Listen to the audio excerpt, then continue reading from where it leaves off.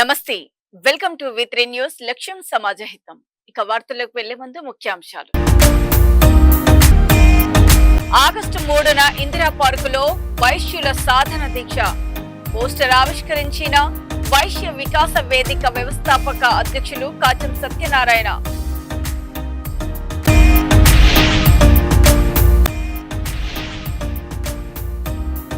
తెలంగాణ రాజకీయాల్లో విషాదం. BRS senior నేత పెద్ది సుదర్శన్ రెడ్డి కన్నుమూత.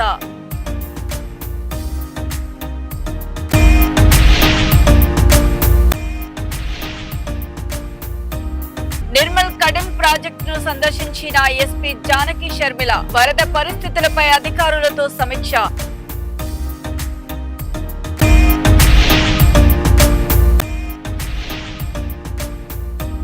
పీర్లపల్లిని సందర్శించిన ఎమ్మెల్యే రాజ్ ఠాకూర్ మకాన్ సింగ్. వరద బాధితులకు ఇందిరమ్మ ఇళ్ల హామీ. వైశ్య కార్పొరేషన్ కు తక్షణమే నిధులు విడుదల చేసి ఎన్నికల హామీలను అమలు చేయాలని వైశ్య వికాస వేదిక వ్యవస్థాపక అధ్యక్షుడు కాచం సత్యనారాయణ గుప్తా రాష్ట్ర ప్రభుత్వాన్ని డిమాండ్ చేశారు. హైదరాబాద్ బషీర్బాగ్ ప్రెస్ క్లబ్ లో ఆగస్టు 3న ఇందిరా పార్క్ వద్ద నిర్వహించనున్న వైశ్య కార్పొరేషన్ నిధుల సాధన దీక్ష పోస్టర్ ను ఆయన ఆవిష్కరించారు.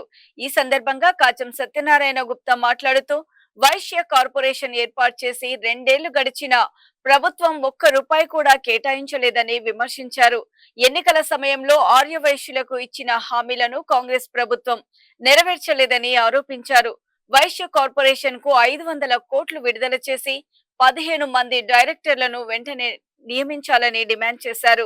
ప్రభుత్వం స్పందించకపోతే రానున్న జిహెచ్ఎంసీ ఎన్నికల్లో తమ సత్తా చాటుతామని కాచం సత్యనారాయణ గుప్తా హెచ్చరించారు. జాతి మనుగడ కోసం చేస్తున్నటువంటి ప్రయత్నాల్లో భాగంగా కాంగ్రెస్ ప్రభుత్వం ఆర్యవైశ్య కార్పొరేషన్ ఇచ్చినటువంటి ధరల 2 సంవత్సరాలు అయిపోయింది. కానీ కాంగ్రెస్ ప్రభుత్వం ఈ రోజు వరకు 2 సంవత్సరాలు అయినా కానీ ₹2 కూడా వైశ్య కమ్యూనిటీ కోసం నిధులు కేటాయించినటువంటి ఒక్క కార్పొరేషన్ కూడా ఈ రోజు వరకు ఇవ్వనటువంటి సందర్భాన్ని గుర్తిస్తున్నాం. ఏకైక కార్పొరేషన్ ఇచ్చి ఆ కార్పొరేషన్ ఏమొచ్చింది అంటే వైశ్య జాతి చేస్తూ వైశ్య కార్పొరేషన్ కోసం వైశ్య వికాస్ గత ఇప్పటి తర్వాత కూడా 2010లో వైశ్య రాజకీయాలు అనే పేరు అని చెప్పి మరొక కార్యక్రమం తీసుకున్నాం.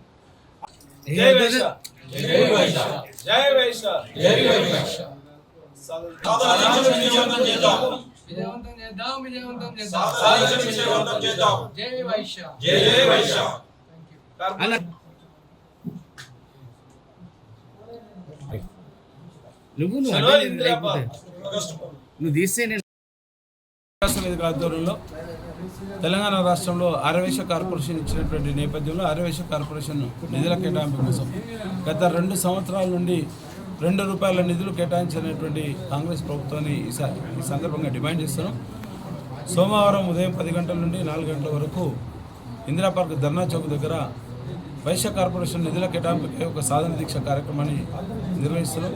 దానికోసం పెద్ద ఎత్తున తెలంగాణ రాష్ట్రంలో ఉన్నటువంటి వైశ్యులందరూ కూడా రావాల్సిందిగా విజ్ఞప్తి చేస్తూ మరి 2 సంవత్సరాల నుండి కాలయాపన చేసుకుంటూ ఈ రోజు వరకు ₹1 కూడా నిధులు కేటాయించినటువంటి పరిస్థితి కాంగ్రెస్ ప్రభుత్వం ఉంది.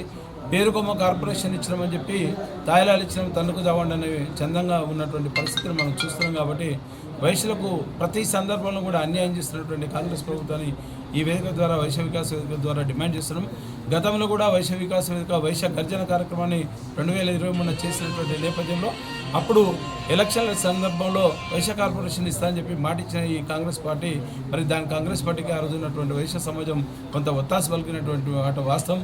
కానీ నమ్మి మోసపోయినటువంటి పరిస్థితుల్లో ఒక కార్పొరేషన్ ఇచ్చి జూలై 8వ తారీఖు ఇప్పుడు ఉన్నటువంటి మొన్నటి వరకు ఉన్నటువంటి కుల సుజాత కార్పొరేషన్ చైర్పర్సన్ ఎవరైతే ఉన్నారో జూలై 8వ తారీఖు వరకు ఆమె యొక్క కాలపరిమితి అయిపోయింది. 2 సంవత్సరాల కాలపరిమితి అయిపోయినా కానీ ఒక ₹2 కూడా కేటాయించినటువంటి ప్రభుత్వం సిగ్గుచేటుగా ఈరోజు ఈ సందర్భంగా చెప్తున్నాం.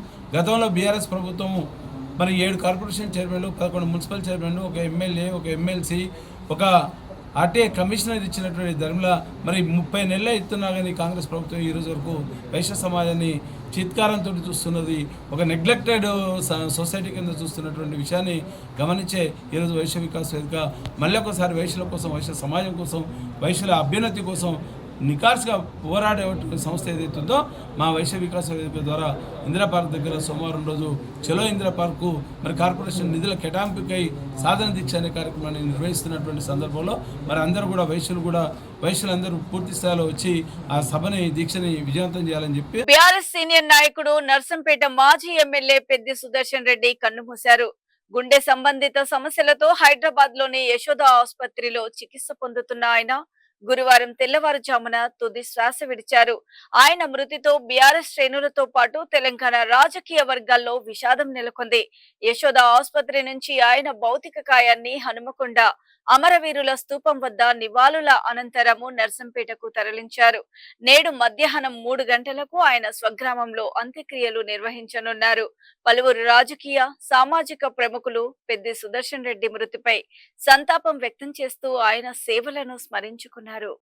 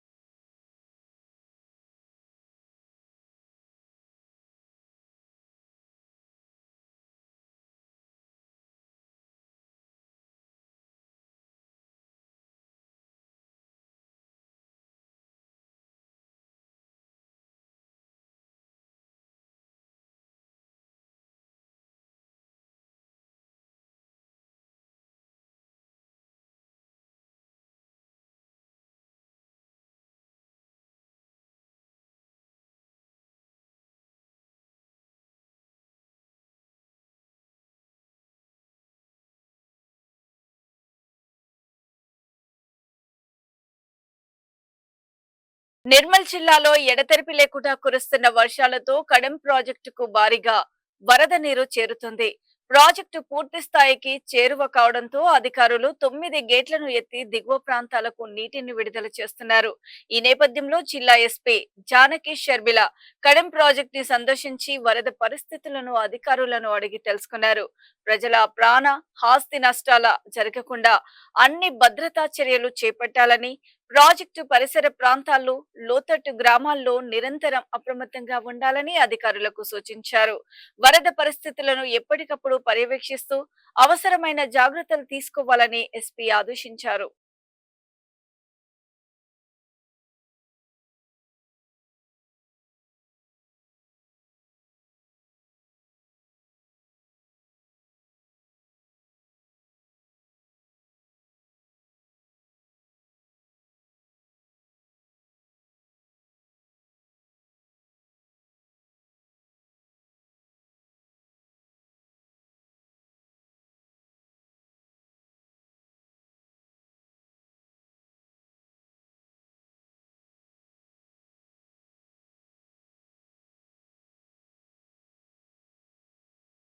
నిన్నటి నుంచి కూడా చాలా హెవీ రైన్ ఉండడం వల్ల హెవీ ఇన్ఫ్లో ఉంది. ఈరోజు 6 గేట్స్ ఓపెన్ చేశారు. ఈ గేట్స్ ఈవినింగ్ వరకు కూడా కొన్ని ఓపెన్ అవుతాయని చెప్తూ ఉన్నారు. ప్రజలందరికీ విజ్ఞప్తి చేసేది ఏంటంటే అన్నెసరిగా బయటకు రావద్దు. అలాగే ఫిషర్మెన్ కూడా ఈరోజు బయటకు రాకుండా జాగ్రత్తగా ఉండాలని నేను విజ్ఞప్తి చేస్తూ ఉన్నాను. మేము ఇక్కడ వాటర్స్లో చూసినాక ఏ రకమైన సహాయ చర్యలు చేపట్టాలి లేదా ఏ రకంగా మనము ప్రజలను అప్రమత్తం చేయాలి అనేసి ఈరోజు ప్రజలందరికీ కూడా తెలియజేయడం జరిగింది, విజిట్ చేయడం జరిగింది. ప్రాజెక్ట్కి సంబంధించి మనము నిన్నటి నుంచి కూడా చాలా హెవీ రైన్ ఉండడం వల్ల హెవీ ఇన్ఫ్లో ఉంది. ఈరోజు 6 గేట్స్ ఓపెన్ చేశారు. ఈ గేట్స్ ఈవినింగ్ వరకు కూడా కొన్ని ఓపెన్ అవుతాయని చెప్తూ ఉన్నారు. ప్రజలందరికీ విజ్ఞప్తి చేసేది ఏంటంటే అన్నెసరిగా బయటకు రావద్దు. అలాగే ఫిషర్మెన్ కూడా ఈరోజు బయటకు రాకుండా జాగ్రత్తగా ఉండాలని నేను విజ్ఞప్తి చేస్తూ ఉన్నాను. మేము ఇక్కడ వాటర్స్లో చూసినాక ఏ రకమైన సహాయ చర్యలు చేపట్టాలి లేదా ఏ రకంగా మనము ప్రజలను అప్రమత్తం చేయాలి అనేసి ఈరోజు ప్రజలందరికీ కూడా తెలియజేయడం జరిగింది. పెద్దపల్లి జిల్లా రామగుండం పారిశ్రామిక ప్రాంతంలో గత 3 రోజులుగా కురుస్తున్న భారీ వర్షాలతో అధికారులు అప్రమత్తమయ్యారు. ఈ నేపథ్యంలో రామగుండం నియోజకవర్గ ఎమ్మెల్యే రాజ్ ఠాకూర్ మకాన్ సింగ్ జిల్లా కలెక్టర్ కోయ శ్రీహర్షతో కలిసి కార్పొరేషన్ పరిధిలోని వీర్లపల్లి గ్రామంలో పర్యటించి వరద ప్రభావిత ప్రాంతాలను పరిశీలించారు. గ్రామస్తులతో మాట్లాడి వారి సమస్యలను అడిగి తెలుసుకున్న ఎమ్మెల్యే వరద ముప్పు నుంచి ప్రజలను రక్షించేందుకు గ్రామస్తులకు ఇందిరమ్మ ఇళ్లను మంజూరు చేసి సురక్షిత ప్రాంతానికి తరలించే చర్యలు చేపడతామని హామీ ఇచ్చారు. రామగుండం ఎరువుల కర్మాగారం యాజమాన్యం నిర్లక్ష్యంగా వ్యవహరించడం వల్లే ఈ పరిస్థితులు ఏర్పడుతున్నాయని ఆరోపించారు. ఈ పర్యటనలో జిల్లా అదనపు కలెక్టర్ అరుణశ్రీ, రామగుండం మేయర్ మహంకాళి స్వామితో పాటు పలువురు అధికారులు పాల్గొన్నారు.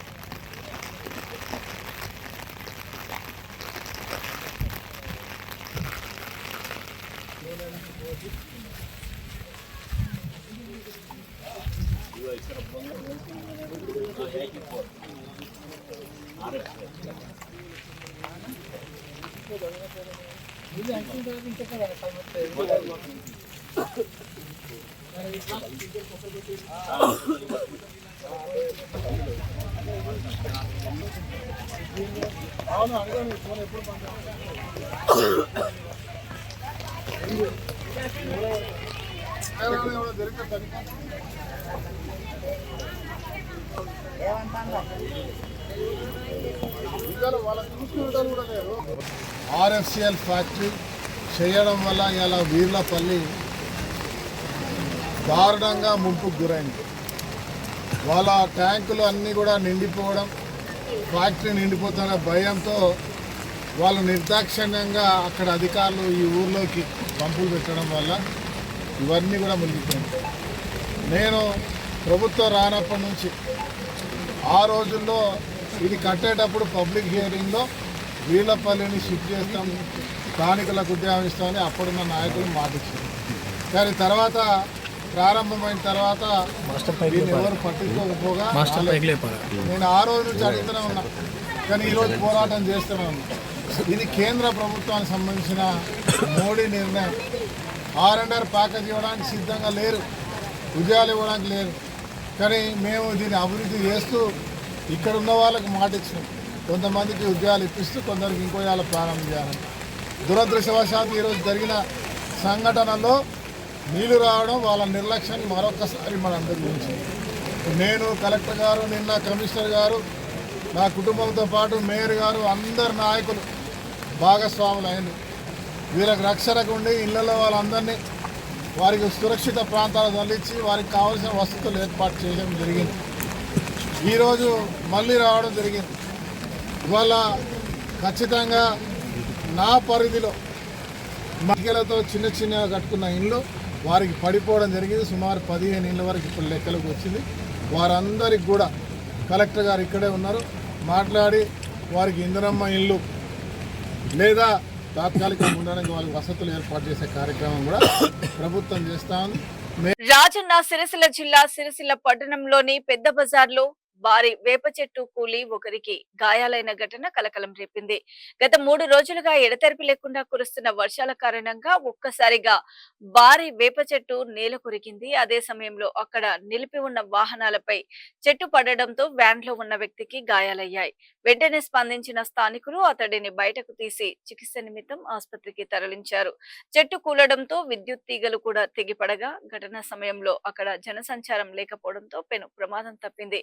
సమాచారం అందుకున్న పోలీసులు, మున్సిపల్ సిబ్బంది ఘటనా స్థలానికి చేరుకొని చెట్టును తొలగించి రాకపోకలను పునరుద్ధరించారు.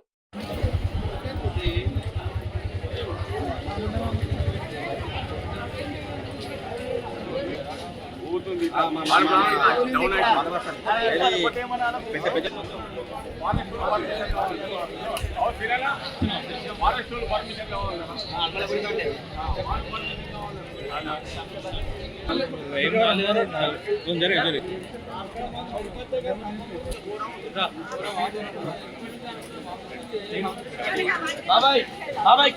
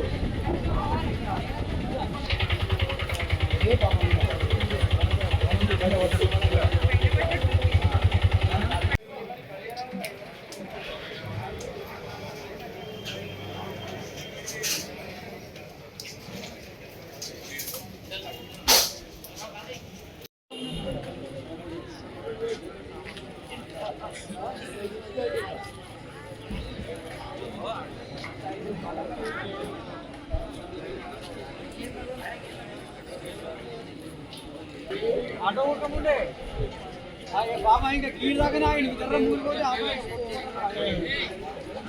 రాజన్న సిరిసిల్ల జిల్లా కేంద్రంలో 3,22,50,000 వ్యయంతో అభివృద్ధి చేసిన రగుడు జంక్షన్ సుందరీకరణ పనులు, నూతన బస్ షెల్టర్లను రాష్ట్ర మంత్రులు తుమ్మల నాగేశ్వరరావు, పొన్నం ప్రభాకర్, అడ్లూరి లక్ష్మణ్ కుమార్ ప్రారంభించారు.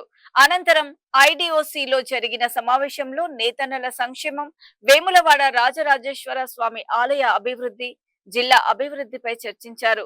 చేనేత కార్మికుల సంక్షేమానికి ప్రభుత్వం కట్టుబడి ఉందని, సిరిసిల్ల అభివృద్ధికి మరిన్ని చర్యలు చేపడతామని మంత్రులు తెలిపారు.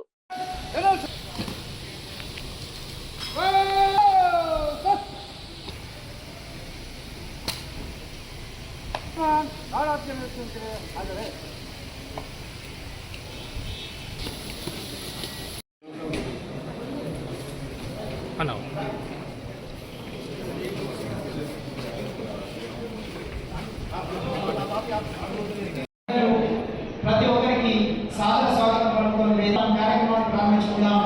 ప్రారంభోత్సవ కార్యక్రమానికి ఇచ్చేసినటువంటి ప్రజలందరికీ స్వాగతం పలుకుతూ శ్రీమతి జిల్లా పాలశేఖర్ గారిని వేదిక సమయంగా సాధారణ కార్యక్రమ గౌరవనీయులు శ్రీ కుమార్ నాగేశ్వరరావు గారు రాష్ట్ర వ్యవసాయ వేదిక సమయంగా సాధారణ ఆహ్వానిస్తున్నాం. తదుపరి మనిషి రాష్ట్ర వ్యవసాయ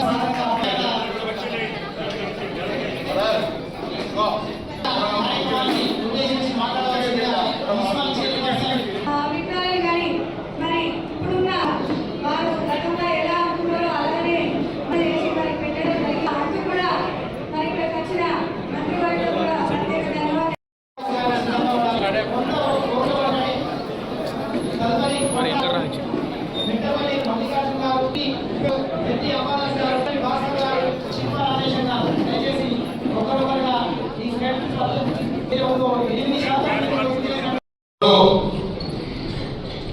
నేతలకు సంబంధించి ఎప్పుడు కూడా స్వాతంత్రం వచ్చినప్పటి నుంచి కూడా కాంగ్రెస్ పార్టీకి సంబంధించి అనేకమైనటువంటి కార్యక్రమాల్లో భాగంగా మళ్ళీ రేవంత్ రెడ్డి గారి నాయకత్వంలో ఏర్పడ్డ ప్రభుత్వం ఇంతకుముందు రవీంద్ర గారు చెప్పినట్టుగా లేదా భాస్కర్ గారు చెప్పినట్టుగా మళ్ళీ మనం చీరలు కంటిన్యూ అయితే కావాలనేటువంటి పరిస్థితి ఉండే.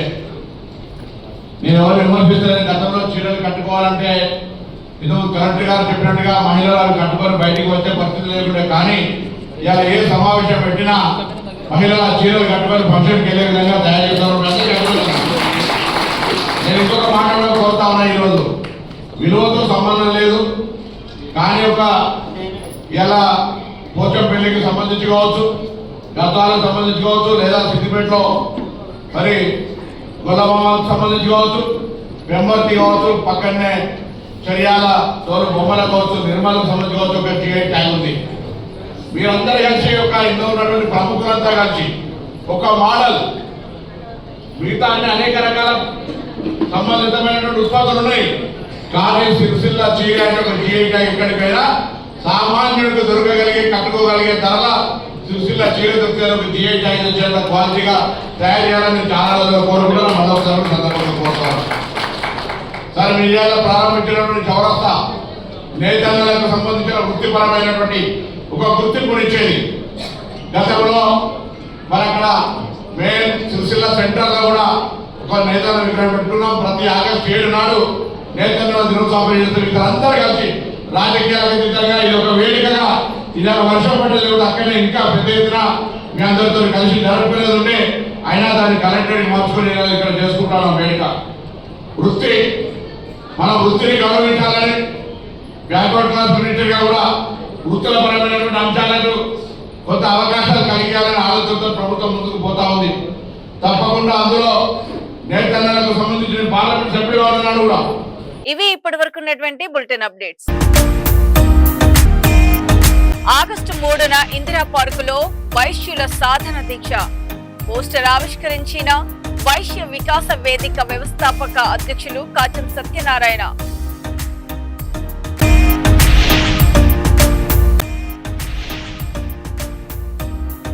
తెలంగాణ రాజకీయాల్లో విషాదం, బీఆర్ఎస్ సీనియర్ నేత పెద్ది సుదర్శన్ రెడ్డి కన్నుమూత.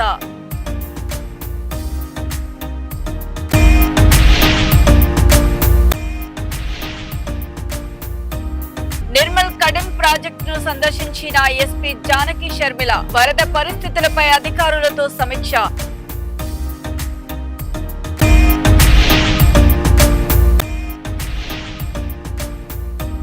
పీర్లపల్లిని సందర్శించిన ఎమ్మెల్యే రాజ్ ఠాకూర్ మకాన్ సింగ్ వరద బాధితులకు ఇందిరమ్మ ఇళ్ల హామీ. మరో బులెటిన్ లో మళ్ళీ కలుద్దాం. అప్పటి వరకు చూస్తూనే ఉండండి V3 న్యూస్, లక్ష్యం సమాజ హితం. నమస్తే.